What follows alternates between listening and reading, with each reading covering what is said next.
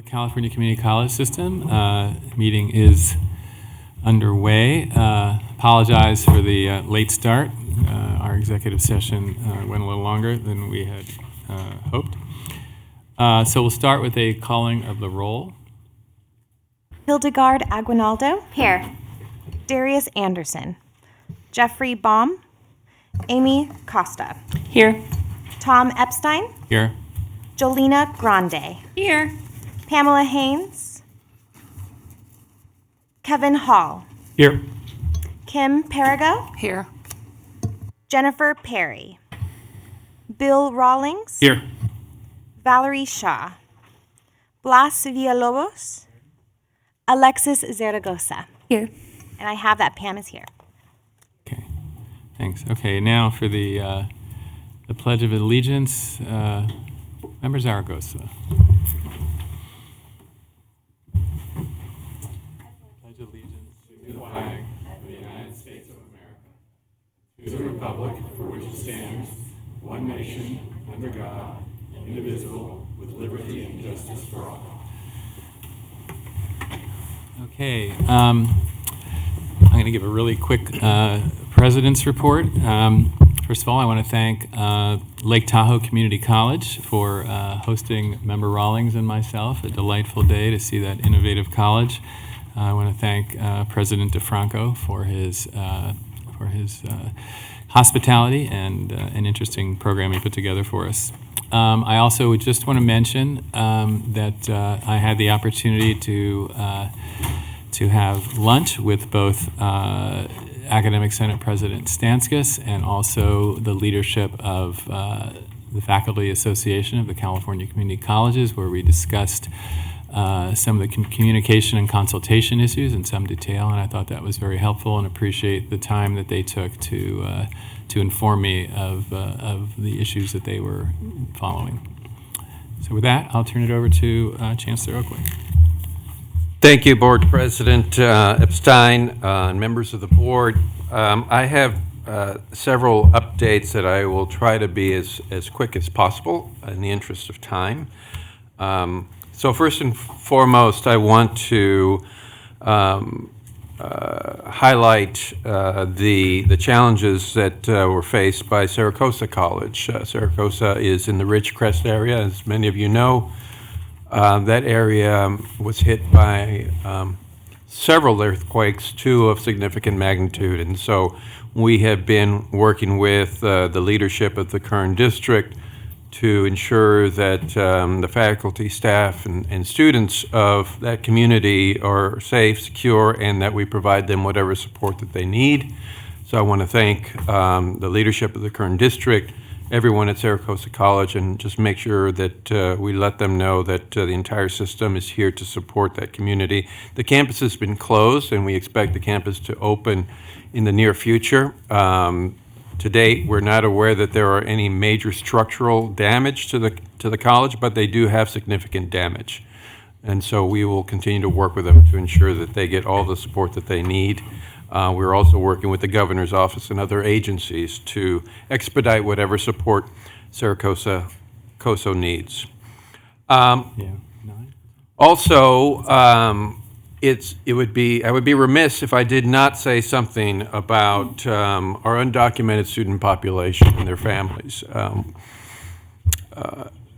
There has been a lot of talk about increase in immigrations and custom enforcement raids over the last week or so. And I just want to be very clear that we are here in complete support of our undocumented student community and their families, period.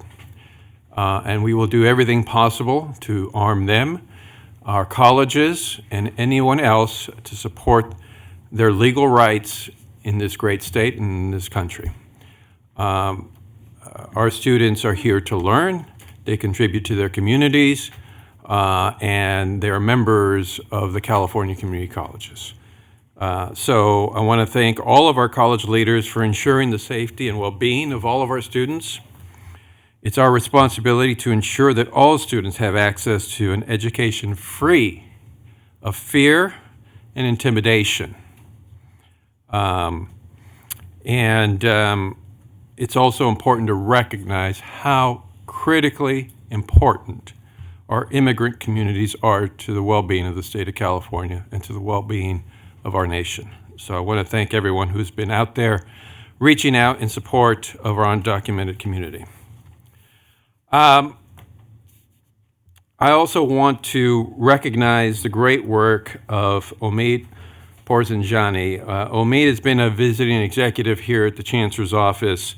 He came to us from Golden West College.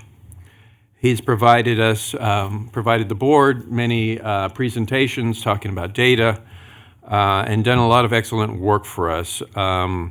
Fortunately for Delta College, he was just appointed president and superintendent of Delta College, so he will be going over to San Joaquin Delta, not too far away from here. So I want to thank him for his service, and I'm sure we'll see him in the not-too-distant future as a member of the leadership community in our colleges. With his departure, I do want to welcome Dr. John Hetz to the Chancellor's office. John brings well over 20 years of experience in instruction and research. John will focus on data infrastructure for AB 705, something that I know the Board of Governors has been asking about, as well as guided pathways implementation and evaluation. He will continue to help us with the student success metrics, integrated planning, as well as the development of the Chancellor's Office Research Unit, which we are moving forward with to ensure that we are providing the best available data to our internal community as well as our external community. On a personal note, I've worked with John for many years. I had the pleasure of working with him at Long Beach City College before he went on to Education Results Partnership. So look forward to welcoming John again. He's been working with us already. Some of the board members may recognize him as he did several presentations for the board several years ago. So I'm looking forward to seeing John here at the Chancellor's office. We are also in the midst of launching the new student-centered website for the California Community College Chancellor's Office. On July 1st, the Chancellor's Office communication team led by Vice Chancellor Paul Feast launched our new student-centered website.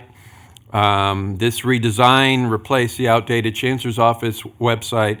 And so while this is a soft launch, we expect that we will see and find challenges that still exist with the website, but I'm hoping that everyone will see that this is the redesign is squarely focused on the needs of students and the needs of people in the community college community, and will significantly help students navigate our system. Overall, we received a lot of positive feedback, but as can be imagined, we are receiving feedback that will help us continue to improve the design of the website, so we welcome those comments. A few other issues. One is, in listening to the previous meeting for the Calbright Community College, I couldn't help but hear the concerns and questions around alignment with Title V and Ed Code regulations as we roll out competency-based education for Calbright. I want to focus my comments on the Chancellor's Office perspective. We think that this is a much welcome conversation about Title V alignment, and we're going to be keeping close eye on this, ensuring that as we look at the challenges faced by competency-based education that Calbright brings forward, we recognize that we want to also ensure that all 114 colleges, those who wish, have the opportunity through Title V to offer competency-based education. So we are going to be working to align those Title V regulations and over time bringing those to the Board of Governors once it goes through the consultative process. We want to recognize that as we put on a new set of glasses and look at this not as a challenge to our system, but as an opportunity for all the 114 colleges outside of Calbright to use some of these changes to reach more students in our system. And that is the ultimate goal here, is to reach more students, particularly those who continue to be preyed upon by the for-profit industry. We now have the tools to deploy many of the tools that the for-profit industry has had that we have not had access to. And we do it in a transparent, publicly accountable way. And so I'm looking forward to that opportunity as we see those challenges arise, as we see those opportunities arise with Calbright. We will look to respond and help support the other 114 colleges and ensure that they have the tools to reach more and more students. Finally, I want to make some comments on the issue of equity and on the issue of collegiality. These are two issues that I've heard quite a bit about over the last couple of months. I have had the pleasure of meeting with the leadership of CFT, the leadership of FAC, as always meeting with the leadership of the Academic Senate, as well as many other organizations that have been squarely focused on this issue of equity. I want to continue to reiterate that our goal here in the Chancellor's Office, our number one priority is equity. Plain and simple, equity. That sometimes means different things to different people. We are going to continue to refine and define what we mean by equity. And so I'll just give you a few examples. Clearly, the conversation around our undocumented students, this is an equity issue, and we will continue to fight every time, whether it's the administration in DC or anywhere else, that finds it appropriate to pick on undocumented students in the California community colleges. We will be right there fighting for their rights. We will do everything possible to arm our colleges. We will fight for resources for our undocumented students. And as witnessed in the Title V regulations that we're bringing forward to the board, we will look at ways to ensure that undocumented students, in this case AB 540 students, are included in every program that we offer. In today's case, it will be EOPS that we talk about. We have and will continue to work with the Black and African American Advisory Panel. When we talk about equity, we are clearly talking about ethnicity and race. That's what we're talking about when we talk about equity, ensuring that populations of students in California who have historically been left behind are highlighted, addressed, and that we intentionally lean into this problem. So we will continue to work with the Black and African American Advisory Panel. We will continue to raise issues of race in the California community colleges, and we will make clear note of the equity gaps that exist and drive forward to come up with ways that we can close those equity gaps. And we will reach out and partner with every organization in the California community colleges to help us do that. We will focus on Latinx students, particularly in communities like the Inland Empire, like the Central Valley, where they have historically been left behind. This is not an indictment of faculty or staff in our system. This is an indictment of our system. And we have to recognize that we have left these students behind. And we can only begin to repair that if we admit where we're at. And so I'm going to continue to work and lean on the support of the great faculty and staff in this system who have done tremendous work at helping us move forward in improving the outcomes of our students. We're also going to focus on the working poor in this state, which unfortunately is growing in number. Those working poor, many of them are represented by some outstanding labor organizations like SCIU, like CSEA, like AFSCME, and others. We will continue to work with our labor partners to find solutions for workers, particularly those workers that are most vulnerable to the changes that are already happening in automation. And yes, sometimes that will mean that we reach out to employers who many of us would agree are not the most responsible employers. But we owe it to every Californian. The California community colleges does everything they can to help workers, whether represented by a labor organization or not. We know what demographic they are. We know that they are low income, mostly of color, and they are Californians, and we're going to reach out to them. We're also going to work on diversifying our faculty, staff, and the leadership in the California community colleges. And I'm very welcome to hear the support from FAC, from CFT, from CCA, and other organizations, the Academic Senate, in their commitment to doing this work as well. So we're going to do everything we can to work together with these organizations to increase and improve the faculty diversity. We will work with the classified staff to continue to work on diversity at that end. And as important, we need to diversify the college leadership ranks as well, at the president and vice president level, as well as here in the chancellor's office. We need to do the same. With the student-centered funding formula, we want to continue to improve the student-centered funding formula. It is driven by the point of view that I just raised, bringing more resources to community colleges that serve the most under-resourced communities. And while we don't always get it perfect the first time, we're going to continue to work to get it right. Finally, let me just end by making a comment on collegiality. This has been a topic that's been raised a lot lately. I want to be clear that collegiality is valued and is strong in the chancellor's office. It is not perfect. I like to steal a term from Pam Luster at San Diego Mesa, where she talks about always being in a state of becoming. We are in a state of becoming in the chancellor's office. We need to continue to learn and improve, and particularly when it comes to collegiality and the purpose of collegiality. It is never at a point where it's perfect.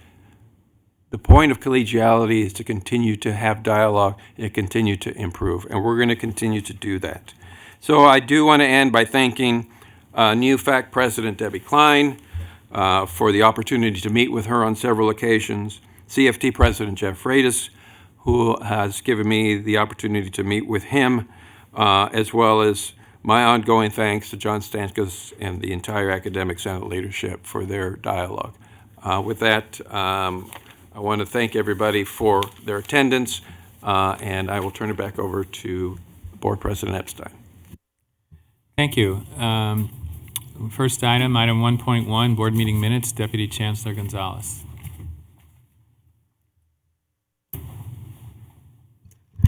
Good afternoon, Board President Epstein, Vice President Haynes, board members, Chancellor Oakley.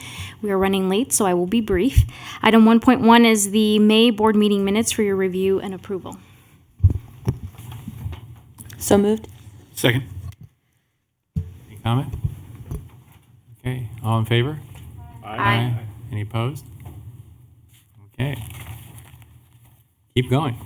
Item 2.1, as a reminder, the Board of Governors is required to provide the Chancellor approval for any for any contract or grant that exceeds $100,000 or 3 years in duration, and for consulting services over $50,000. This applies to any amendments for contracts and grants. In front of you, item 2.1 presents 4 renewal grants which extend programs or fiscal agent relationship. So as a reminder, any time that our office has to distribute Prop 98 dollars, we are required to enter into a contract with the fiscal agent. So since there are only 4, I will briefly cover them. Item 1 is a renewal grant, non-competitive, to provide ongoing funding for the course identification numbering system. The CID numbering system is an effort led by the Academic Senate to establish a common course numbering system.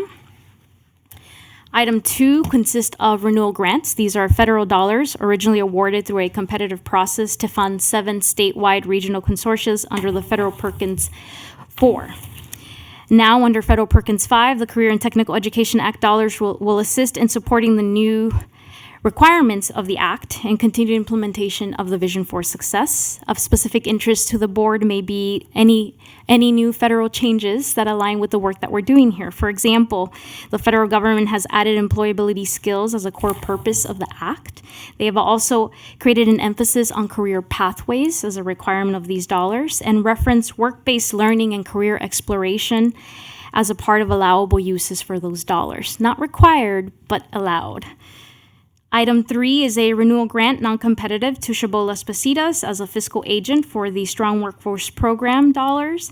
And item 4 is a renewal grant to Rancho Santiago to act as a fiscal agent to provide funding and technical assistance to the Deputy Sector Navigators, also Prop 98 dollars. With that, I'll take any questions. Member Aguinaldo. Just a quick question. I noticed that three of the four items have to do with workforce development. Is there a cycle at which workforce development contracts are all approved at once, or how are these all in one cycle for approval? Typically the July meeting, and it depends on it's the cycle of state dollars and then federal dollars.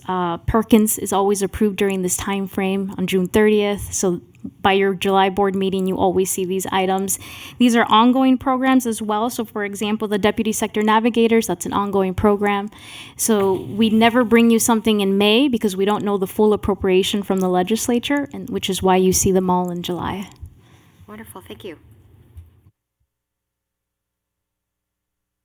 I just have my usual comment that it's great that we're now providing goals and accomplishments. I continue to believe that the goals are too process-oriented and not specific, no real specific metrics, numerical metrics about what you're trying to achieve.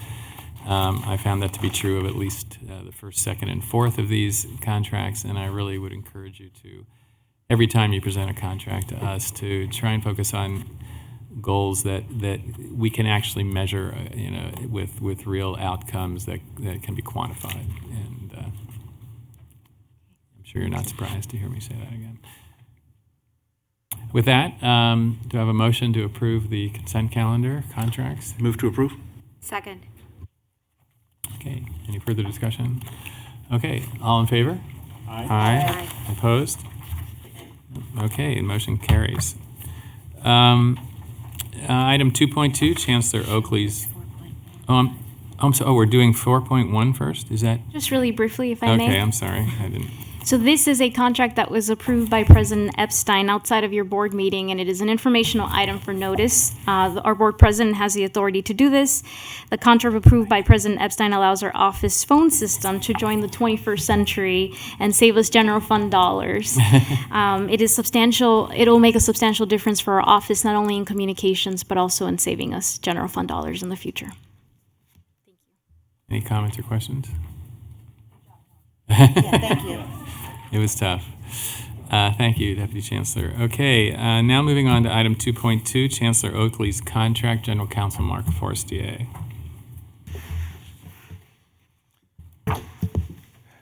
Good afternoon, President Epstein, Vice President Haynes, Chancellor Oakley, and board members. It is my privilege to present Chancellor Oakley's new contract for the board's consideration. The details of this contract, I understand, were discussed in some detail among the board members in closed session. A copy of the final draft of the contract is being circulated, and there are copies available for the public on the table outside. I thought I would just focus. The contract is very similar to the previous contract that Chancellor Oakley signed and the board signed in 2016. Following the July board meeting, I was instructed to draft a contract that would extend the term of Chancellor Oakley's employment as Chancellor for an additional 3 years. And that's the contract that you have before you. I wanted to focus on just 4 principal terms that are the significant changes over Chancellor Oakley's prior contract. So the first is the term. The term of his current contract is due to expire on December 19th, 2020. The effective date of this new contract will be December 19th, 2019. So in essence, we are extinguishing the last year of the existing contract, and so this contract runs for 4 years, commencing December 19th, 2019. The second element is the salary. The base salary is increased to $337,373 per year, which is an increase of, I think, about $15,000 from where the Chancellor is currently being compensated following general compensation increases over the last few years. The next term that I wanted to mention is we're continuing the longevity pay differential, which is an additional $15,000 that's paid on December 19th of each year. That was something that was present in the prior contract and will be continued under the terms of this contract. And then the last provision, this is a new provision, relates to a sabbatical for the chancellor, and it entitles the chancellor to have a 35-day sabbatical at a time to be negotiated with the board president following 5 years of service. And the board may require that the chancellor report on what he did during the sabbatical. And it is designed to be something that supports his role as chancellor. So that is, those are the provisions I wanted to focus on today. If there are any specific questions about provisions of the contract, I'd be happy to address them. Or President Epstein, you might want to comment as well. So, yes, we met in executive session and have and are planning to vote now on the contract. We understand there is some public comment, and we welcome that comment now. So I'm going to bring up the first two, which is Cornelius Burke and Dean Murakami.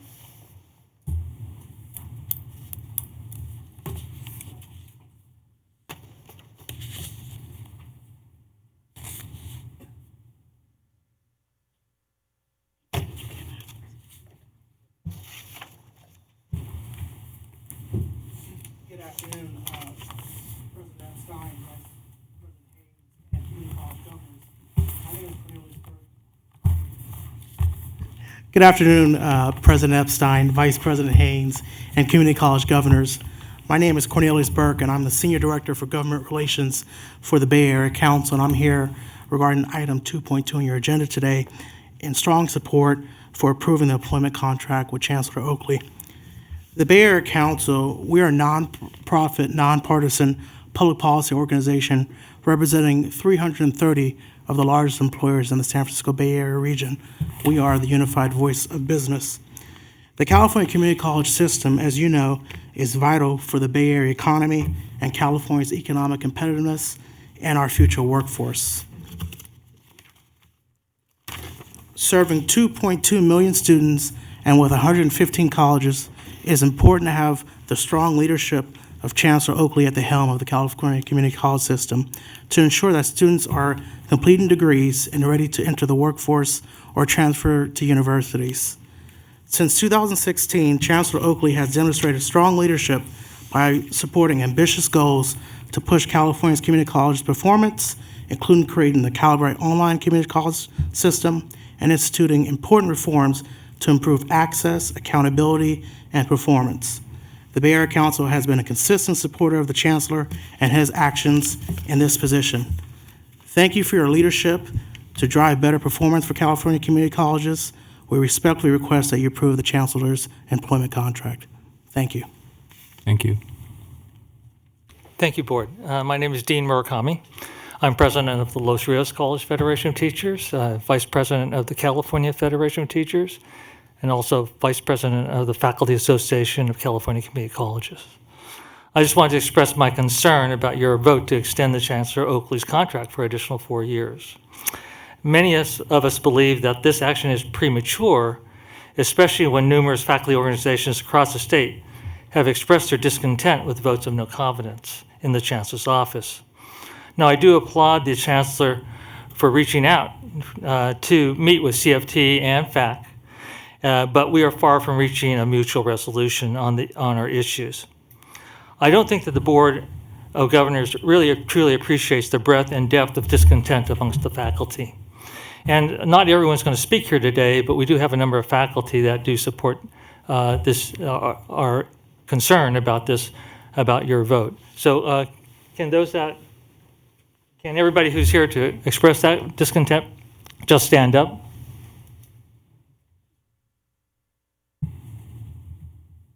Thank you very, very much. You know, we faculty see students every day. We directly see them in all the challenges that they face, and we care and appreciate every one of them. We want them all to be successful, not just those that will get a degree or certificate or that will give us better statistics. We interact with them in the classroom, on the campus, and in the community. We are not the ones living in an ivory tower. Now, there are so many issues and challenges that we have mutual interest in, whether it's concerns about enrollment, our vulnerable student populations, such as our veterans, foster youth, our immigrants, whether they're documented or undocumented, low-income students, students of color, those issues concerning around mental health, food insecurity, home insecurity, whether it's our budget, student success, or diversity. To best address these issues and to get the best solution that we can achieve, it's critical that we, all of us, mutually work together and not antagonistically toward each other. And that's what I hope that we can achieve, but we are not there right now. Thank you very much. Thank you, and I want to thank you for representing the views of everyone that stood up and not having you all come up and say the same thing. So that was very, very considerate. Thank you. So if we can have Deidre Frontsack, David Morse, and Sadalia King.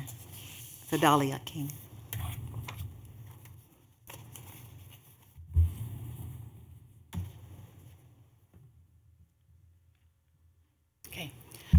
Good afternoon, Chancellor, Governors. Thank you very much. I'm Deidre Franzak, and I serve as a part-time faculty member at Santa Rosa Junior College, and also as the Executive Officer for Part-Time Faculty for FAC. And I am echoing some of Dean's concerns, and I too believe that it is premature to renew the Chancellor's contract at this time.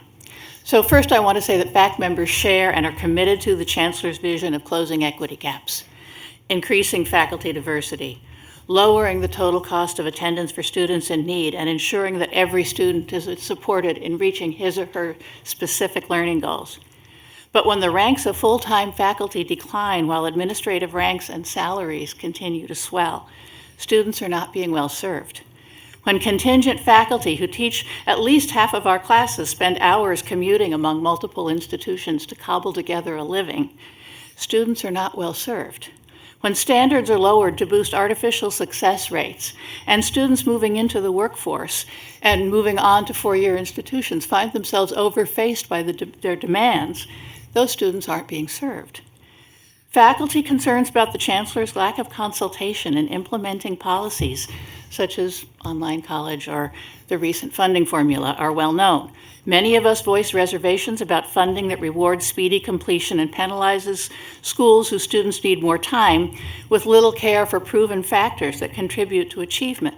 Key among those being ready access to strong, stable, and caring faculty fully committed to their success. For those most in need of our support, often the base of our student body, a focus on quick attainment of external measures provides overwhelming hurdles when they're struggling to afford housing and health care, feed and care for dependent families, gain proficiency in English as a second language, or advance their own education along the way. I know, Chancellor, you've heard these comments repeatedly from me and from other people, and for whatever reasons, they continue to be concerns. Nonetheless, a year after adoption of the new policies, colleges like mine are apparently spending more to reach fewer students. Classes are being dramatically cut to ensure political priorities are preserved. Faculty go without resources they know they need to fully serve their students, and seasoned part-time faculty are losing their jobs in large numbers. About time? 30 seconds. As funds are redirected to initiatives, administrators, and reporting processes that do little to advance students' needs. We urge you to insist on substantive inclusion of faculty in policy planning and budgeting processes, to expect that faculty priorities are structurally addressed in future budgets, to support the presence of an active, diverse, and equitably paid full and part-time faculty, and I urge you to honor the partnership of dedicated teachers eager to engage with students in and outside the classroom. Thank you. Thank you. Familiar face. Yes. President Epstein, Chancellor Oakley, board members, good afternoon. My name is David Morse. Several of you know me as I served as president of the Academic Senate for California Community Colleges from 2014 to 2016, though I'm not here to represent the Academic Senate today.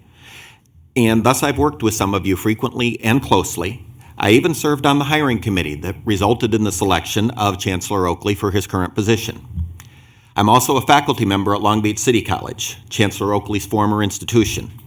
And thus the Chancellor and I have known each other and have worked together for a very long time. I know him to be a person who wants the best for our students and for our system, and as he knows, I have supported him in many instances over the years. He and I have called each other friends, and I hope that we still do so after I finish my remarks here today. We'll see. But the California Community Colleges system does have real problems. Decisions have been made, policies have been implemented, no doubt with the best intentions, but in ways that have caused harm to students, and especially to underprepared students and to students of color. Unclear messages have emerged from the Chancellor's office. Faculty and others have perceived a disconnect between the stated goals of the Chancellor's office and the decisions and actions of that office. System constituencies have felt disenfranchised, that their voices have been ignored, and that longstanding consultation processes and principles have been undercut. A severe loss of confidence in the Chancellor's office has taken place throughout the system. These difficulties are very real and very significant. I'm not here to ask you not to renew the Chancellor's contract.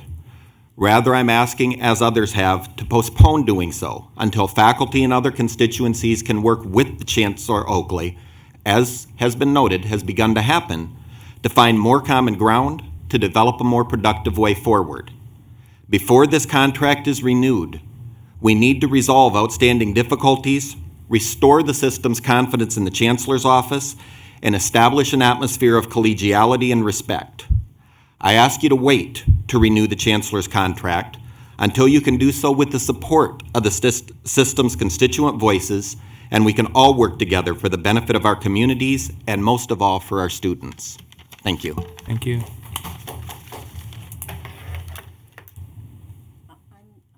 Sorry. I called up Sedalia King. No? Okay. Okay. And then also Katrina Linden and Eric Reed, please. If you'll come forward now. Thanks.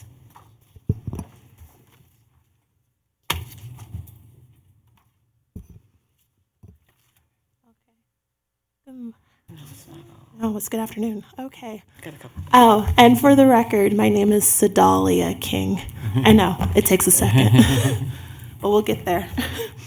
But hello, Mr. President, members of the Board of Governors, Chancellor. Since today's vote to extend Chancellor Oakley's contract is in response to facts and more than 20 other local and statewide groups that have taken votes of no confidence, we feel compelled, it's necessary for us to comment on this agenda item. We continue to believe this decision is premature, as others have stated, as it sends a signal to our members that their concerns are not being heard. No confidence votes are significant and purposeful. These votes that occurred over the last few years should be recognized as such. Our students depend on us to figure this out and not brush it aside. There is a lot of work that needs to be done to improve collaboration and trust between the Chancellor's office and recognized system-level stakeholders such as FAC. But also in recent weeks, FAC has met with the Chancellor and members of the Board of Governors to address these issues which led to these votes of no confidence. And in fact, we left a lot of these meetings really hopeful to establish open pathways of communication and other means for the complete benefit of our students. A few weeks ago, actually, we presented a letter to the Chancellor requesting a commitment on certain priorities where purposeful collaboration would begin to improve trust and address the genuine and serious concerns that many faculty share. We have provided this letter to each of you along with the most recent issue of our journal highlighting the evolution of how FAC came to do this vote of no confidence. And feel free to reach out to us if you have any questions or comments on that. We feel optimistic about the Chancellor's initial response to the letter. Thank you. We are in the process of reviewing his formal response, or we are in the process of reviewing it, and a formal response will be presented. And so with this pledge, we look forward to working with the Chancellor's office and to hold each other accountable 30 in these seconds. goals. California is blooming with young, ambitious, and diverse talent that will come to see a community college as a resource to their future. And it would be a huge disservice if for the faculty and the Chancellor's office to not be able to work together. On behalf of our students, we are committed to working with the Chancellor's office to improve trust and collaboration, regardless of today's decision about his extension. So, with all that said, I thank you for your time. Thank you. I do want to note we still have 20 more commenters, so maybe I was a little premature in thanking you for not having everybody say the same thing. So I would, if at all possible, if you could limit your comments to something new or, and so that we can move through this as expeditiously as possible. Thank you. Good morning, President Epstein, Vice President Haynes, Chancellor Oakley, and members of the board. Katrina Linden on behalf of the Campaign for College Opportunity, a statewide policy and advocacy organization that is dedicated to ensuring that all Californians have an equal opportunity to attend and succeed in college. I am here today to express our strong support for Chancellor Oakley's student-centered leadership and unparalleled equity vision for the California community college system. For decades, California's community colleges have provided opportunity for millions of students across the state. While offering open access, they have unfortunately historically struggled to ensure that students succeed and have perpetuated persistent racial equity gaps. Chancellor Oakley understands the system because he is a product of the system, and because of that connection, has courageously called out these inequities throughout his career. He has acted with a sense of urgency because each day we lose students. He has focused on uncomfortable systemic redesigns and demanded a student-centric culture that flips the traditional paradigm. Moreover, he has and will continue to unapologetically shed light on racial inequities, giving voice to student populations often left without a seat at the table. Through ambitious initiatives, he has demonstrated an unwavering commitment to doing what is right. Supporting his vision and ensuring continuity of leadership will be key moving forward. Real system change takes time. Millions of students across the state are counting on you to get this right. Thank you. Thank you. Good afternoon, President Epstein, Vice President Haynes, and governors, Chancellor Oakley. My name is Eric Reed. I'm from Foothill College, and I think I have something new to say. I'd like to share some perspectives from a faculty member in the field. I teach online. I'm a computer science teacher, so I'm part of the existing assets that the system holds for delivering online education, which can be delivered through the OEI with our existing infrastructure. I find the online college to be redundant and a poor use of resources. But I want to focus my comments on the student-centered funding formula. I strongly support an equity agenda, and I applaud the focus on the equity agenda. And I think it should be done without sacrificing the successes that the community colleges currently see. Foothill College is often considered one of the jewels in the system. And we're facing uncertainty, instability by the student-centered funding formula. Much faculty across the state oppose the funding formula because they recognize that it's mathematically unsustainable. And we're seeing that come to pass, and I want to share two things. One, Chancellor Oakley, your new contract includes a 5% raise, which I think is appropriate. We at Foothill De Anza received a 5% raise, but because of the uncertainty of the funding formula and the fact that we face a fiscal cliff, our 5% was restricted to 1 year. In our hiring job descriptions, it's stated that the current salary is only effective for 1 year and will go down in the following year. We've had 2 failed searches this year for administration and faculty, and I believe that might be because in our high cost of living district, it's very hard for a potential new faculty member to come on board and say, oh, I might be facing a 5% cut. next year. I travel personally 50 miles to Foothill College because I can't afford to live in our service area, but I come because I believe in our mission and I want to support an innovative college. I find it interesting that that we expect the colleges to show results before they're funded. But the chancellor, on the other hand, we're willing to renew your contract a year early based on promises. 30 seconds. I'm not opposed to considering the renewal of Chancellor Oakley's contract. I think it's premature to renew the contract based on ideas and promises and not on results. Thank you for your time. Thank you.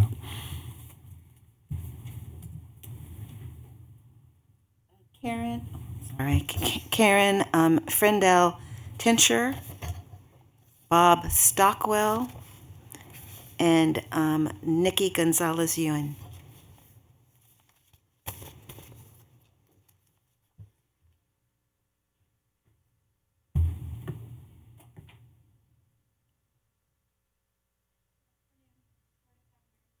Yeah, microphone. Get the green button on. Good afternoon, Board of Governors, President Epstein, Chancellor Oakley. I'm a tenured professor of chemistry at Santa Rosa Junior College, where I have been teaching for 16 years. I chose to teach there because I believe in the community college system. I believe in access, I believe in equity, and I believe in doing whatever it takes to help my students learn. I chose education because I love my discipline, and I want to share it with others. I want to help students learn the discipline that transformed my worldview and my life, and to take it with them wherever they would like to go. Research shows that quality interactions with faculty lead to student success. I know that firsthand through the quality interactions with students that I have every day. I do not care about anything more than I care about whether my students understand what a molecule is, how to write a beautiful lab report, and how to think logically about how the world is put together on the submicroscopic scale. Nothing in the vision for success can substitute for the difference that I, a full-time tenured faculty member who has devoted my life to teaching at a community college, can make in the lives of my students. I help them learn chemistry, to move on to higher courses, to get involved with internships that shape their future careers, to eventually become the doctors, nurses, engineers, scientists, and lab technicians that our community needs. Faculty like myself are the boots on the ground in this system, and we are frustrated at being labeled as an obstruction to these students. We know that we are not. The vision for success has done nothing to help our students. The word learn appears just once in the vision's 4-page executive summary. The initiatives that have resulted from the vision have been nothing but a disruption and a distraction from what we need to be doing, teaching and interacting with our students on a personal level. I am addressing you, the Board of Governors, because today you are voting to extend the Chancellor's contract through 2023. You are responsible for selecting a Chancellor for the system. You have selected a Chancellor that has failed to consult with faculty and has failed to make faculty issues a priority. Yet faculty are the direct line through which students learn. Therefore, the Chancellor has failed to make students a priority. And you have failed at your responsibility to choose a chancellor who serves our system and our students. 30 seconds. Thank you. Since I expect the vote to pass, I am not going to spend time asking you to walk back from your intent to renew the chancellor's contract. Instead, I am going to request that you do what you are charged with doing and ensure that you are governing a system that serves students. As your website says, you are expected to work through consultation to ensure input from representative groups. It's time to listen to the faculty, and we are going to continue to speak up. Thank you for your time. Thank you. Good afternoon. My name is Bob Stockwell, and I'm a faculty member at De Anza College in Cupertino, where I teach political science. I, too, am asking you to postpone renewal of Chancellor Oakley's contract.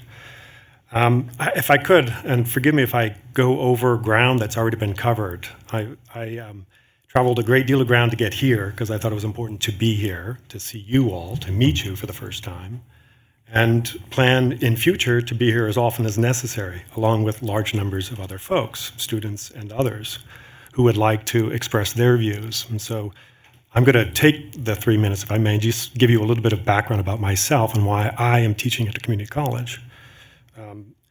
So my first inspiration is students. Students at De Anza are incredibly diverse, talented, and passionate. The second inspiration I have is the opportunity to work with faculty, staff, administrative colleagues committed to robust shared governance and the mission of community colleges, which is to support all students and their unique academic goals. As someone deeply committed to social justice and equity, I've come to see De Anza and the California Community College system as one of the great and few and far between equalizers in our society. It is because I and so many others are committed to this vision that I'm here before you today. California community colleges face a series of challenges. Foremost are those associated with the current leadership. As you know, FAC adopted a no-confidence resolution for 3 reasons: a lack of commitment to shared governance, the waste of valuable resources on a redundant online college, and the punitive funding formula, one that is not student-centered nor equity-based, but that instead promotes perverse incentives by prioritizing full-time transfer students over other students, and that reduces support for poor students in some areas while increasing support for poor students in other areas. Other challenges still are overall insufficient funding for student support services, academic and psychological counselors, financial aid, EOPS, other student success programs that we know work. The needs of community college students are great, and we need to do more to meet them. There are fundamental inequities in the system, some of which have been named already. Inadequate funding for full-time hiring, diversity in hiring, part-time parity. We have a system that rests on exploitation of part-time labor.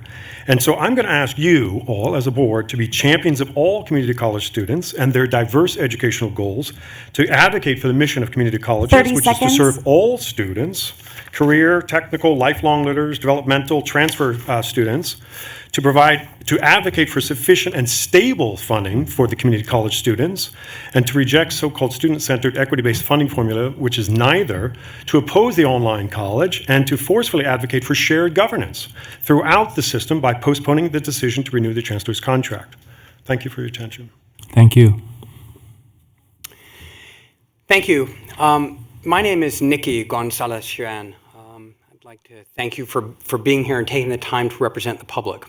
That's what you do. You represent the public. You are not a rubber stamp board. You actually have choices. Staff puts contracts in front of you, and you actually get to rationally think about them. I'm a faculty member at De Anza College, where I've taught for about 30 years. I've dedicated my life to our students. And so, excuse me if I take just a little bit of umbrage at the idea that one person has a monopoly on the dedication to equity and success. I think most of us have spent our lives doing that. I'm also a member of the Board of Trustees in the Peralta Community College District. It's a lay board. And what I see is that the challenge for most lay boards like you is that you get most of your information from staff, in this case from an administrative staff. What that means is that you are at a structural and systematic disadvantage in understanding what goes on. You don't spend your life doing this. You get your information from a particular point of view. And to the extent that you do not pay careful attention to those of us who spend our lives doing this, you're at a disadvantage. So I'm asking you to pay careful attention to what we say. We are not your adversaries. We are your strongest assets. Your job in representing the public is to set policy and then watch for results and then evaluate those results. That's what you're doing today on your contract renewal. So what, in fact, are the results? Well, first of all, you've got the results on relationships with other people within the system. And as your chancellor said, it's a work in progress. You don't know. He's understood that he's made some missteps. Maybe we'll correct that. Hopefully we will. But the word's out still. We don't know. Secondly, you've got an online college where there was almost universally opposed, except for a handful of people within the system. And again, what are your results? You spent a lot of money. You've set up some metrics. You've backtracked on whether you're going to compete with local districts, like my Peralta district, where the online college is now going to compete in cybersecurity. And so you don't know what those results are. And third thing then is you've got this pay-for-performance funding formula, which the chancellor's staff misjudged by 30 seconds. $200 million. So what are the results? The results are you don't really know. prematurely renewing a chancellor's budget contract 4 years out doesn't make any sense. You've got a job to do here. We're asking you, please exercise your responsibility as representatives of the public to hold this chancellor accountable 1 year at a time. You don't know. And frankly, to renew this budget this far out is irresponsible. Thank you. Thank you. I'm doing this. The next three speakers are Nikki Hatfield, Marjorie Blenn, and Denise Castro.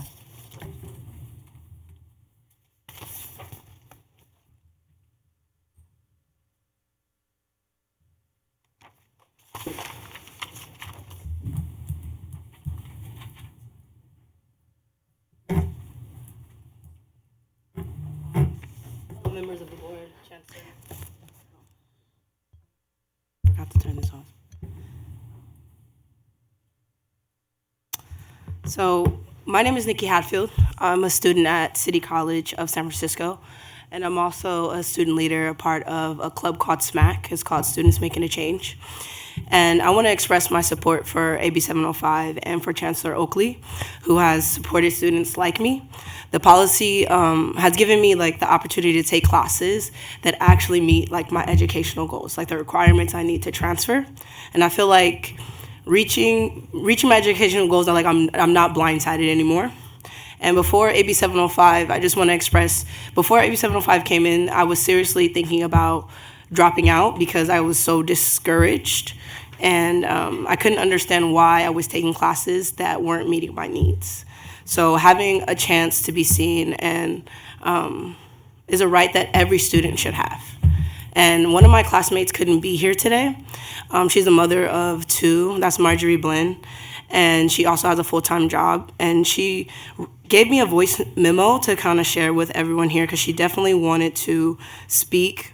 And I want to represent her today by sharing what she has to say. Marjorie Bland, and I am a student at City College of San Francisco and a student leader at Student Making a Change. And I am recording this to let you know that I am in favor and support of Mr. Oakley Ortiz, and I want to thank him all his great work, him and all his staff on AB 705, and for hearing all of our student issues and for helping us with the homeless community and everything in between. Thank you so much for all your support and hard work. We appreciate you, and we hope we can keep you for the next 4 years. Cut out early, but you got it. Thank you.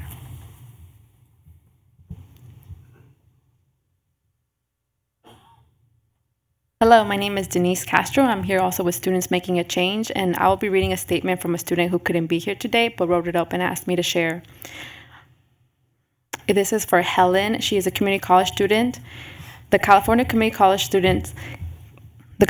College system has not been serving its students. Students have been trapped in community college for years, and it has taken an average community college student 6.5 years to obtain a bachelor's degree, an additional of $36,000 wasted. That doesn't count thousands of students that get deterred and with remedial classes and drop out of community college entirely, and that's not okay.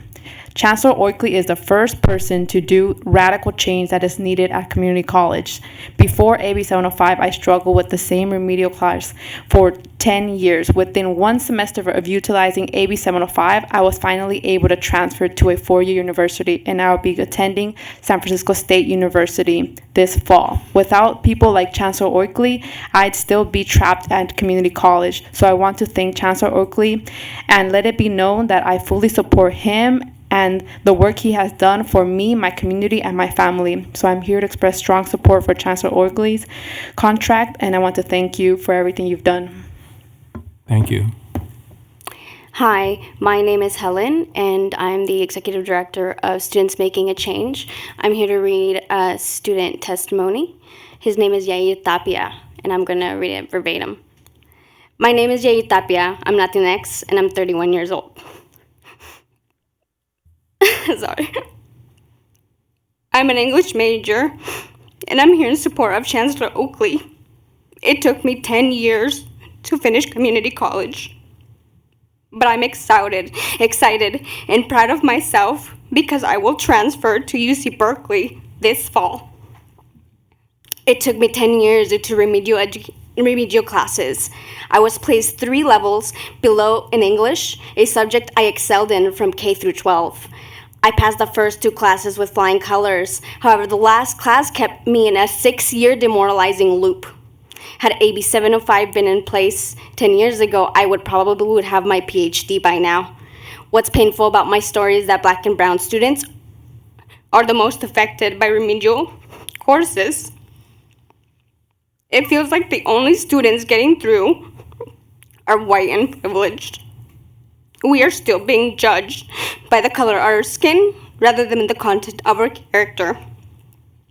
What Chancellor Oakley has done with AB 705 is groundbreaking and is giving back Black and brown students the same opportunity that privileged students have. We don't only deserve it, it's a right. It's called equity. You should Google it. I also have a voice memo for Brian Daly. Just one second.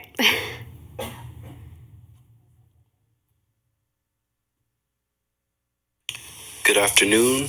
My name is Brian Anthony Daly. I'm a member of Students Making a Change, and I am the student trustee at City College of San Francisco. As a young, second-generation Jamaican-American college student, I'm honored to speak in support of Chancellor Eloy Oakley's contract renewal. This is based upon the work that I have seen his administration do to ensure that Black and brown students and students of low-income backgrounds have the chance to succeed in the California community college system. From the student-focused funding formula to AB 705, the Chancellor's administration has worked hard to put students first. 30 seconds. That is why I urge you to renew Chancellor Oakley's contract, and I urge those who are unhappy with the implementation of this progressive agenda to engage your local municipalities and K through 12 systems to ensure that your students are prepared for success upon entry. Thank you. Thank you.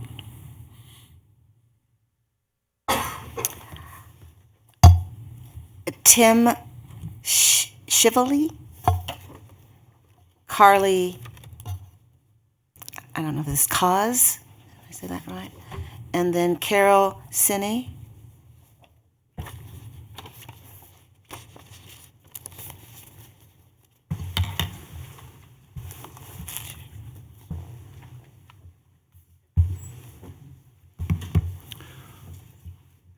So in the interest of trying not to cover ground that's already been covered, I'm going to try to confine my statements to the online college as one and probably the most important reason not to renew the contractors. Would you state your name, please? Yeah, I'm sorry. My name is Tim Shively. I'm the president of the Foothill De Anza Faculty Association.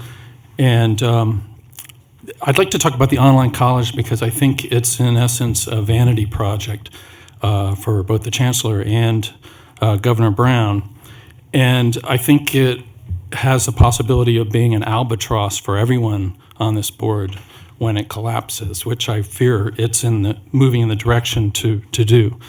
So it started off with $128 million plus $325,000 for the CEO's contract. A CEO with no college experience, included consultation with for-profit colleges. There's no collective bargaining unit. Not all the courses are even going to be offered online. Now I find out it will not be subject to the student-centered funding formula for the first 7 years. I find these troubling details, particularly the last, because suddenly the online college is held to a different standard than the other colleges in the system. Now in my district, we're host to the Online Education Initiative, which recently received $35 million in grants, which are being distributed throughout the system. Why couldn't that have been used as a platform for what the online college is supposed to do? I don't think it's because it inherently couldn't, it's because it wasn't given the chance to do it. And I think it still could if someone were to take the time, write a proposal for a grant, and see what colleges responded and how they might implement the ideas of the online college. I'm also struck by the money, it was a little less than $100,000 for the branding of the college, Calbright, which sounds like something you'd find more in the dental hygiene aisle of Walmart than, the name of an educational institution. I find that somewhat insulting, to be honest. But I'm also struck by a remark that the chancellor made at the beginning of the meeting today. He said, we can only begin to repair if we recognize where we're at. And I think that's very apropos to this matter right now, that we need to look at this unproven college that money's being poured into. Let's wait till we get some results 30 before we start seconds.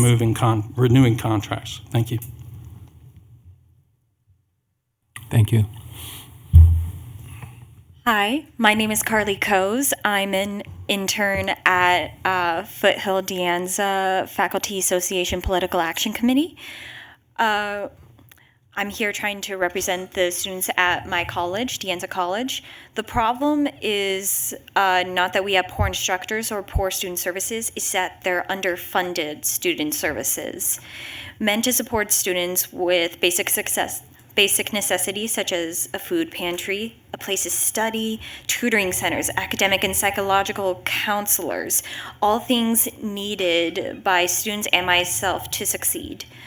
My fellow interns and I took it upon ourselves to create a Google Doc to identify what is getting in the way of student success. And we are trying to use policy to rectify those obstacles.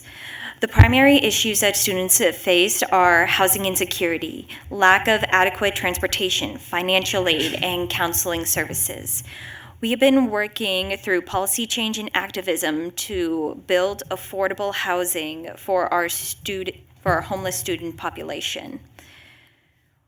The student-centered funding formula will negatively impact the district and its budget as a whole by taking money away from not just those services, but financial aid needed to transfer and projects to build below market rate housing that would be life-changing to the 19% of California community college students who are homeless. We are asking you to create policy aimed at alleviating the homelessness crisis because this is a crisis. Thank you. Thank you.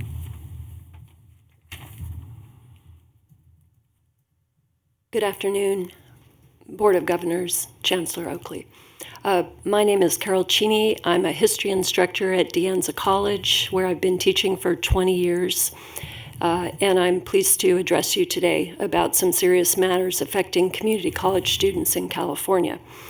The faculty in my department, the history department, often work overtime, staying late into the evening, helping students to improve their writing skills, their reading skills, their understanding of important historical and political issues that I know we're all aware of how it's affecting our nation today and our state, and many students from many diverse backgrounds. In my history department, I'd like to speak about some realities on the ground that affect many other colleges around the state. We have right now 2.5 full-time faculty, because one faculty member also works in another department. And we have 10 or 12 part-time faculty. This gives you a sense of what it's like to work in that environment where the full-time faculty have responsibility for curriculum, they're on campus more often, they are able to serve on committees, and so having that small number of faculty who are full-time takes a real toll on the system, and it does not make it possible for, quote, student success. And a lot of folks have already spoken to the issues of the so-called student success formula. I'm trying to give you some realities from the ground, from the front lines, to show you why this is not always successful for students. So we need more full-time faculty and more funding for that. The role of the Board of Governors is to advocate and support the community college system. I want to pose a question to you. What if elementary schools and high schools were trying to function on the percentages of the figures that I've just shared with you? your part-time teacher wasn't here today. We don't have enough full-time teachers for your first grader or your 12th grader or what have you. I think many parents would be concerned about that situation. This is the current reality 30 in seconds. the community college system. So the Board of Governors' role is to advocate and support for community colleges. The board has put in place a funding formula that actually hurts students due to the high cost of living in many districts, and at the same time has put in place unfunded mandates. Many of my colleagues have already mentioned what those are, and students have spoken to those concerns. And you're in the process of potentially renewing the contract of someone who has, as many people have already stated, has not communicated adequately with the faculty about realities in the CCC. Thank you. So I call on the board to help address these problems. Thank you for your time. Thank you.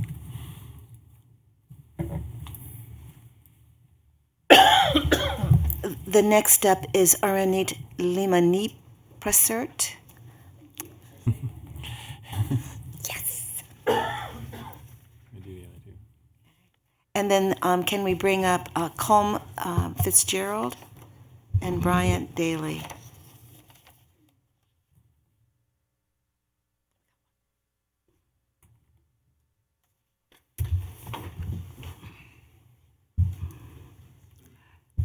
Good afternoon, Board of Governors and Chancellor Oakley. My name is Aranit Limani Prasert, and I teach English as a second language at American River College. I'm also the faculty union president for American River College. I've been teaching my immigrant students who are vulnerable to so many things in the system for over 18 years. And specifically, I would like to speak about the Chancellor's implementation or approach to implementing AB 705. Last spring, reading classes in Los Rios were eliminated in remedial reading classes. So my question is, what is success? Is success getting rid of classes that students need? I don't think so. I care about my students' success. And I think my writing colleague do the same. They care about our students' success. Success should not just be for those 30-some% of the students who can take classes full-time and are ready for college-level classes. Success should be for all students, whether or not they want a degree.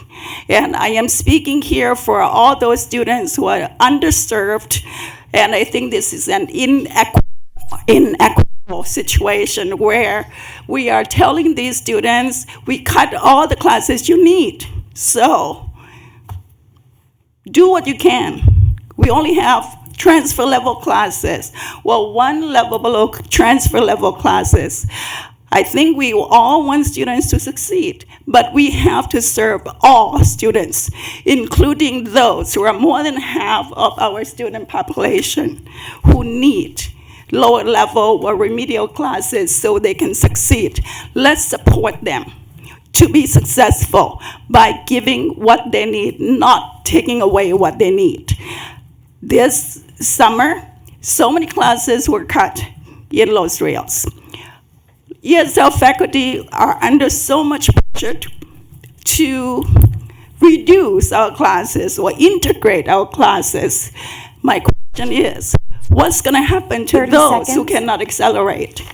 Of course, we want to help our students succeed. There should be two pathways. There should be pathways for all our students to succeed. Thank you. Thank you. And then can we also bring up Danny? Danny, I have a problem with your last name too. Therakul? Thank you. Go ahead. Hello? Okay, perfect. Chancellor Oakley, President Epstein, board members, good afternoon. My name is Colm Fitzgerald. I'm here from the Student Center for California Community Colleges, serving formally as Vice Chair of Communications for the organization. Let me be brief. Faculty are saying these reforms are hurting students, Every student leader in this room has expressed that the Chancellor's vision and implementation of this vision has benefited them. The reality is clear. The disconnect does not exist between faculty and the Chancellor's office, but rather between student leadership and faculty leadership. De Anza College brought a resolution of no confidence for Oakley before the Student General Assembly, where student leaders, the majority of which are in associated student organizations, gathered from across the state. The vote failed miserably. It is extremely clear that the students from across the state are being positively affected by Oakley's leadership and have confidence in Oakley's leadership. So again, let me be clear. When faculty members, such as the ones behind me, have spoken thus far, say that Oakley's contract should not yet be renewed because ultimately his actions have harmed students, that is a fabrication. The Student Senate will reaffirm our support for Chancellor Oakley and urge you to renew his contract. Thank you. Hi, my name is Helen, and I accidentally played Brian's earlier. Anyway, my name is Helen. I'm from Students Making a Change, and I'm speaking on behalf of myself. I was a former community college student at CCSF, City College of San Francisco, and I graduated in 2011. I transferred in 2017. I'm also very undocumented. As an organizer and as a student that became active at my community college, I had to push my way to make my voice be heard because faculty and administrators always think they know what we need. They don't give us a seat at the table. And it's funny because faculty thinks like they know what we need, but they don't even bother to get to know us in the classroom. All board decisions, it seems like it's been following faculty up until now.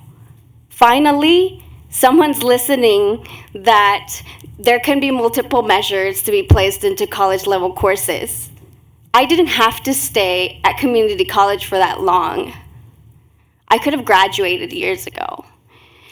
I fully support the renewal of Chancellor Oakley because I want to hear and I want to support what he has to say. And I'm here to also hold him accountable that if he doesn't follow his word on championing equity and undocumented students and students of color, we will be here because we need a voice. And we want you to listen to students and not faculty being advocates for us. We're here. Thank you. All right.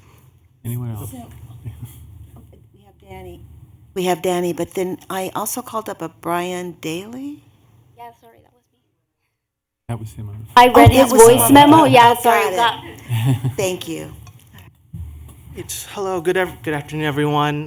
Board of Governors, Chancellor Oakley, President Epstein, and Vice President Haynes. It's an honor to be here. I am the newly elected president of the Student Senate for California Community College. I'm happy to be here. Today, I am here to speak in support of renewing Chancellor Oakley's contract. Since he has become Chancellor, there has been great strides to make and address inequities in our system impacting our students' ability to achieve success. It is through the visions of success that Chancellor Oakley has been able to address some of these systemic issues that continue to disenfranchise some of our most vulnerable students. Students no longer struggle to prove themselves competent with an assessment process that does not accurately measure college readiness, thanks to the leadership from Chancellor on AB 705. Colleges are now starting to define pathways to help students get to where they want to go, whether that be at a four-year university or enter a career education program and become part of the educated workforce and supports our economy. This is thanks to Chancellor's leadership on guided pathways and the strong workforce development. Our students are seeing this positive impact statewide, and our approval of Chancellor Oakley is without question. Last fall, as stated before, our General Assembly, a resolution of no confidence was brought forward, and the resolution failed overwhelmingly.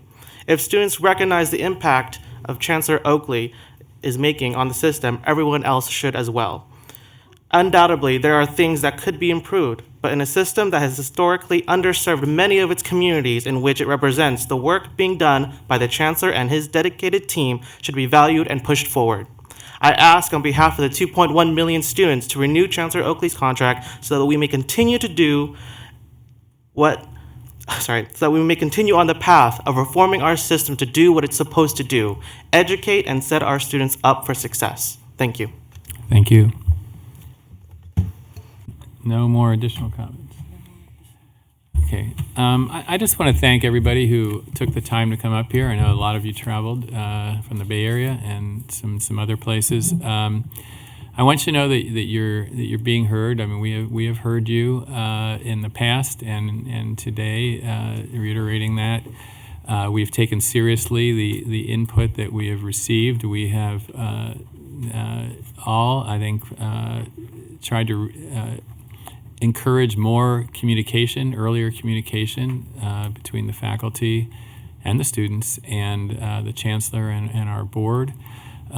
We just did Chancellor Oakley's review, and we have made a point of encouraging him and telling him it was an important part of his job to engage significantly with the faculty and others who have concerns, and try and increase communication and make that as effective to make sure that we're meeting everyone's needs as possible. That said, I do want to address a couple of the comments that were made. Several faculty members lamented the lack of funding for full-time faculty, and I do want to say that this board, under Chancellor Oakley's leadership, has for years supported more funding for hiring full-time faculty. We continue to be committed to that, and we'll certainly have it in our next budget as well. We have advocated for it in Sacramento and have had some success, not probably as much as we would like. There's also was concern expressed about the online college, the funding formula in AB 705. I do want to say all three of those are law of the state that we are obliged to implement to the best of our ability. They were priorities of the prior governor, who was elected by the people of California and was adopted by the legislature elected by the people of California. AB 705 in particular passed the legislature unanimously, and the process that Chancellor Oakley was supervising resulted in regulations that were presented to this board without any objection from any faculty or any other organization. So, we are doing the best we can to listen to everybody's concerns, but we are also committed to implementing the law as we are obliged to do. So with that, do any board members have any additional comments they'd like to make? Member Zaragoza. Thank you. I just wanted to address primarily the students that are in the crowd. I have been a strong supporter of the Chancellor since I was a regular student in the community college system. And that is because I saw what was happening in our system and how it was impacting the students around me. The fact that I was able to get done with my IGETC and move forward, and my friends who had been there for 4 years already are still in school or they've dropped out. Those are serious problems in our system, and we face them every single day. We see the problems because we're the ones that deal with them. And I think a lot of times it can get lost in the messaging, and I really do appreciate your support being here today. I also want to say that I am not voting on behalf of the public, I'm voting on behalf of the students. And the students have shown overwhelming support of the Chancellor, including in General Assembly, in which hundreds of students showed up. And I truly do believe that the Vision for Success has shown that it is for the students. And for the first time, our system is recognizing that the students need to be at the center and is showing that they will be. And all of these policies that have been implemented have shown that so far. So thank you to everyone that showed up and spoke. Member Rawlings. Thank you. I got a couple points. The first, my name is Bill Rawlings.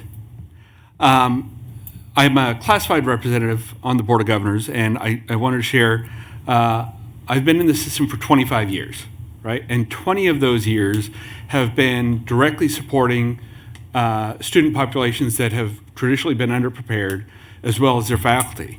And so I know firsthand, I see it every day, how caring and dedicated and student-focused our faculty and our classified are, and how important it is to see our students succeed. But I gotta say, after spending 25 years in the system, it's kind of heartbreaking to recognize through my career that we could have been doing better.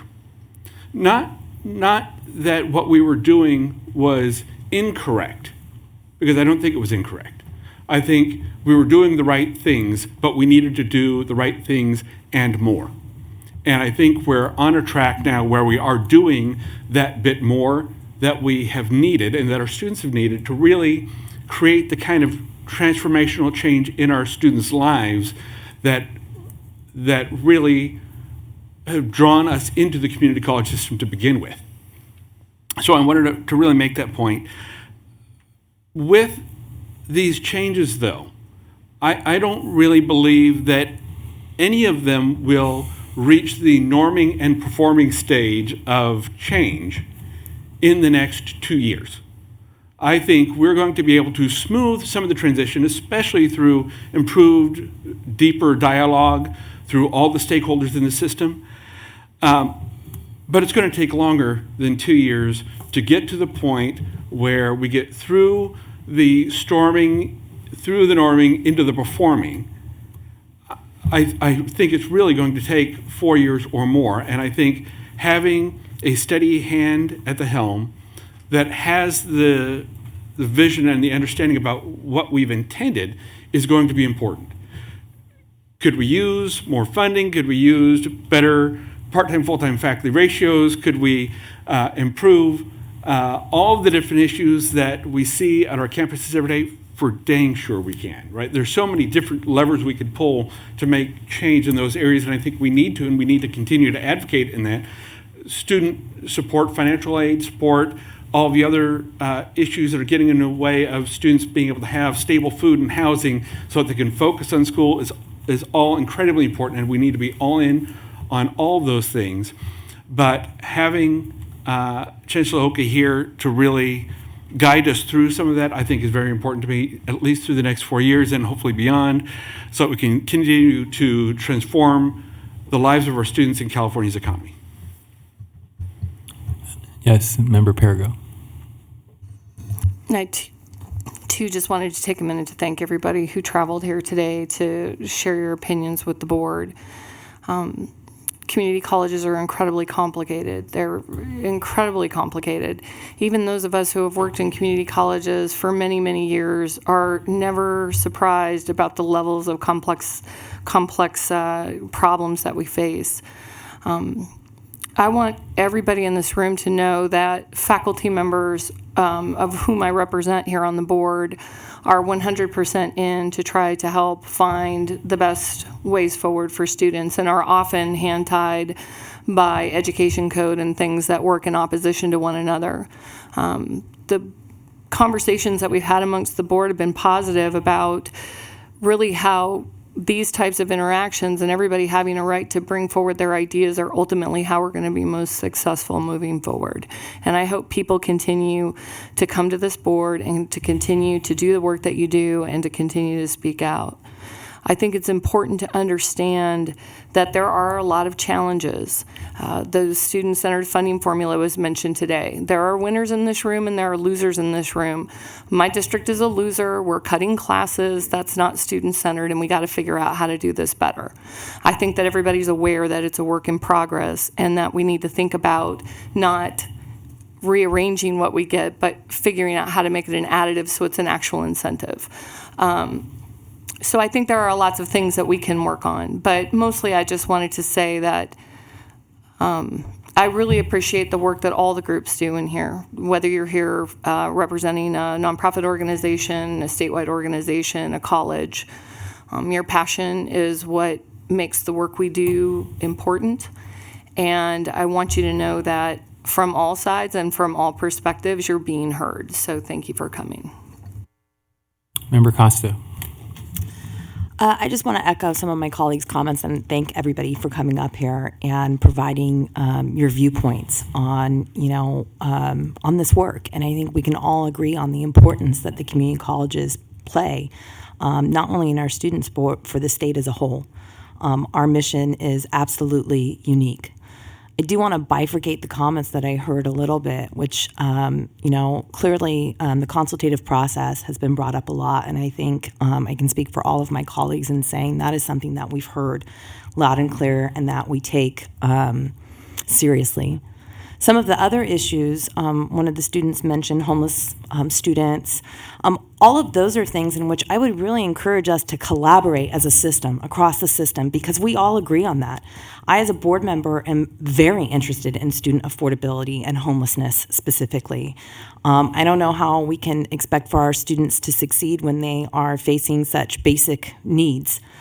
And so I think, as our president has referenced, we've talked to the chancellor about the consultative process. I'm happy to hear that, based on the public comment, people feel that there is progress being made in that regard. On the other issues, as far as funding within Prop 98, that's also very complicated, but I think collectively we should be working together on some of those issues because that's something that we can all agree upon with really no dissension, I think, across students, faculty, classified employees, or the board. Member Hall. I would like to first thank the faculty members for coming up here. The drive from De Anza and Foothill and the other colleges is not easy to get up to Sacramento, so you obviously feel strongly about it. Otherwise, you wouldn't have taken the time to come up here and speak. So I appreciate your comments and the fact that you came. I also want to thank each of the students. I'm a graduate of City College myself, so I spent a lot of time on the campus. So thanks for coming up here. I appreciate your comments as well. And the good news is we have agreement. We have agreement that we want to do the best for students. So we're all on the same page on that.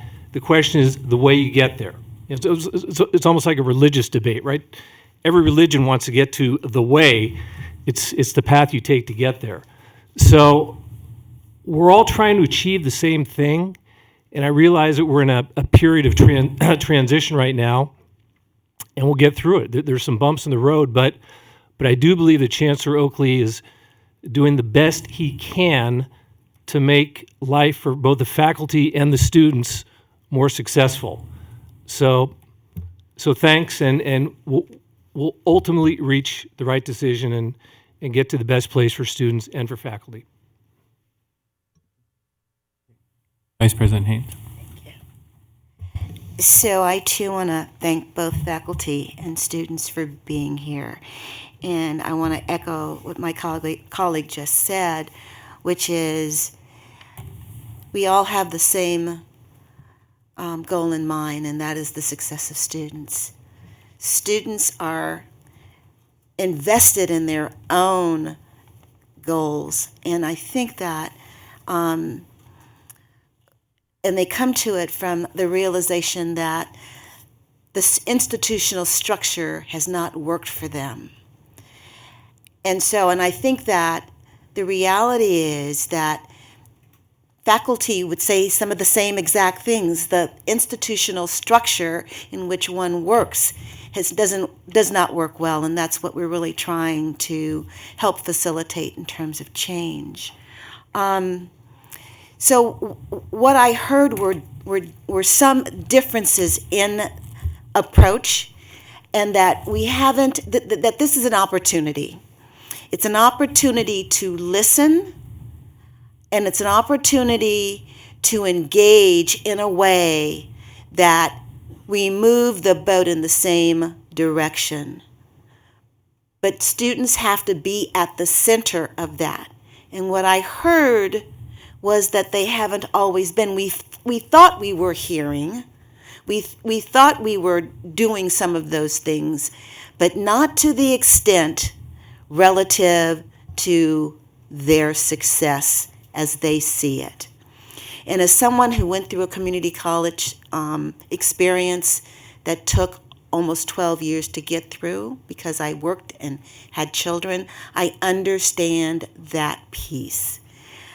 So one of the things that I was left with was that we really do have to give students agency. They have to give themselves agency, but we have to accept that they have agency in this dialogue because the decisions we make impact them.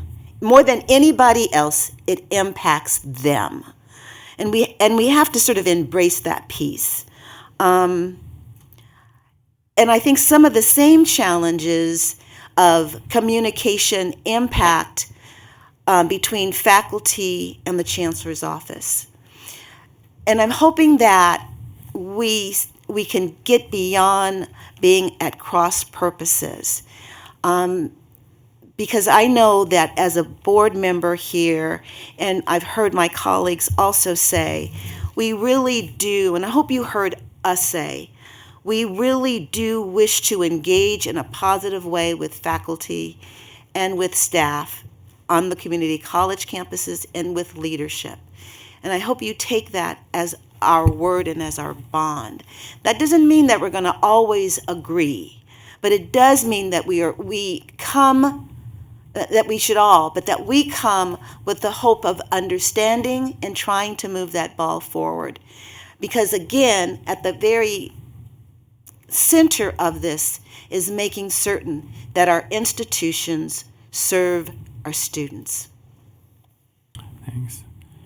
Before we take the vote, I do think it's important to let you all know, we did a review with the chancellor today that the board discussed, and I think it's important for the record to read how we concluded. And we said that finally, we believe you have done an excellent job under difficult circumstances and are happy to renew your contract. Your vision, creativity, conscientiousness, judgment, political savvy, communication skills, fundraising, external contacts, and total commitment to students is a unique combination of qualities that has made you an outstanding leader of the system. Thank you for your service. So with that, we'll look for a motion to approve the contract. I'd like to motion to approve. Second. Aguinaldo, second. All in favor? Aye. Any opposed? Any abstentions? I'm abstaining. Okay, the motion carries. I think it's time for a break. We'll be back at 3:45.